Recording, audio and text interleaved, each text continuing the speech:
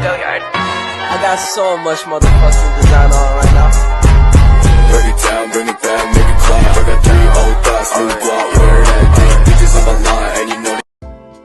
Halo, perkenalkan saya Bintang Jahyani. Teknik sampling. Nah, dalam penentuan sampling ada 2 teknik, yaitu probabilitas sampling dan non-probabilitas sampling. Probabilitas sampling merupakan peluang yang sama atau kesempatan yang sama bagi seluruh anggota populasinya terpilih untuk menjadi anggota sampel.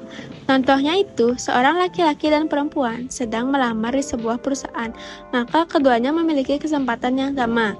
Sedangkan non-probabilitas merupakan peneliti tidak memberikan kesempatan yang sama untuk setiap anggota populasi terpilih menjadi anggota sampel.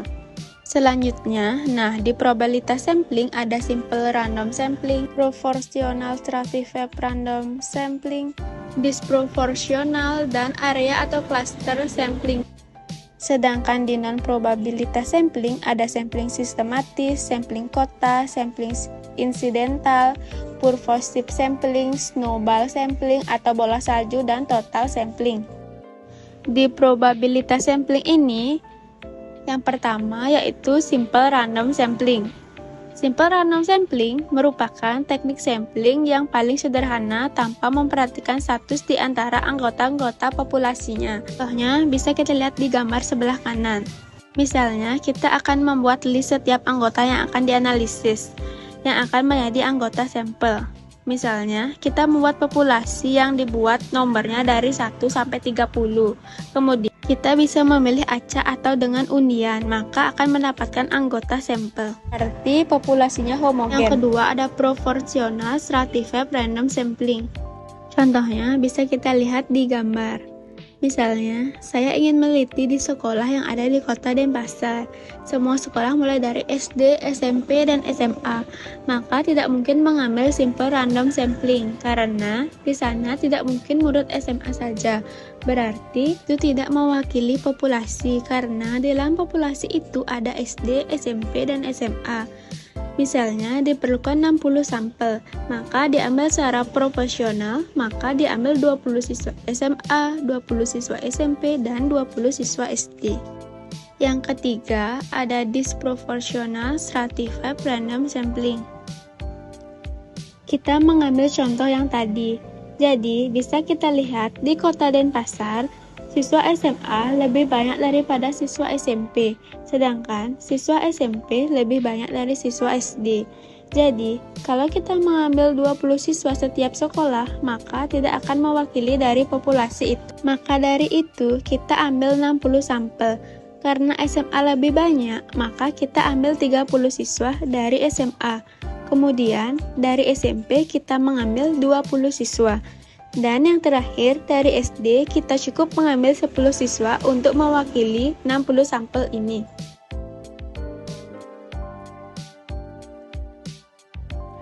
Selanjutnya, yang keempat ada area atau cluster sampling. Teknik ini digunakan bila objek yang akan diteliti atau sumber data yang luas, misalnya penduduk suatu negara, provinsi, atau kabupaten.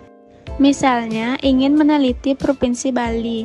Di Bali ini ada 8 kabupaten dan 1 kota madya, yaitu Badung, Bangli, Buleleng, Gianyar, Jembrana, Karangasem, Klungkung, Tabanan, dan kota Denpasar.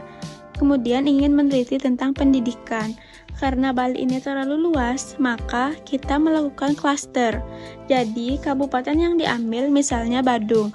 Nah, di Badung ini, karena masih luas, maka kita mengambil kecamatan Ablan Semar. Jadi, ini yang diambil untuk diteliti. Sedangkan di non-probabilitas sampling, yang pertama ada sampling sistematis. Sampling sistematis merupakan teknik pengambilan sampel berdasarkan urutan anggota populasi yang diberi nomor urut. Contohnya, di kelas IPS 2, saya mengambil sampel dengan kelipatan 3. Maka, selain kelipatan 3 tidak berpeluang untuk diambil sebagai sampel. Jadi, yang saya ambil nomor urut 3, 6, 9, dan seterusnya.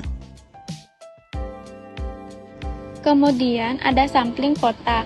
Sampling kota merupakan teknik untuk menentukan sampel dari populasi yang mempunyai ciri-ciri tertentu sampai jumlah kota yang diinginkan. Contohnya, kita punya 60 sampel, kota yang dibutuhkan hanya 4 sampel, maka kita akan meneliti agar memiliki 4 sampel saja. Saya Eni Sriantari, di sini saya akan melanjutkan yaitu non-probabilitas sampling. Yang ketiga itu ada sampling incidental, yang merupakan teknik penentuan sampel berdasarkan kebetulan atau kidental dengan peneliti dapat digunakan sebagai sampel. Contohnya itu ketika kita meneliti di kota Denpasar, nah ketika saya berangkat lalu saya sampai di lokasi, ketemu sama seseorang lalu saya mewawancarai mereka, jika mereka mau menjawab, maka itu akan dijadikan sampel penelitian. Nah, yang selanjutnya itu ada purposive sampling, merupakan teknik penentuan sampel dengan pertimbangan tertentu. Contohnya itu mengambil sampel secara sengaja, misalnya ingin meneliti anak sekolah tentang kecerdasan matematis, karena data tentang kecerdasan matematis tidak mungkin diambil oleh anak yang kemampuannya rendah, maka dari itu secara sengaja akan memilih sampel anak yang cerdas. Lalu yang kelima itu ada snowball sampling atau bola salju, yang merupakan teknik penelitian semakin lama menggelinding maka akan semakin besar. Nah, contohnya itu misalnya saya akan meneliti 1 orang dulu, lalu berkembang menjadi 3 orang dan seterusnya, sehingga semakin besar sampai kuota dalam penelitian tersebut terpenuhi. Lalu yang terakhir ada total sampling, yang merupakan teknik penentuan sampel bila semua anggota populasi digunakan sebagai sampel. Nah, contohnya itu misalnya populasi hanya sedikit, yaitu cuma 50 orang. Karena nanggung cuma mengambil 50 orang, maka yang diambil semua sampel tersebut. Bad, make it clap. I got 3 old thoughts, new block, where that thing. Bitches on my line, and you know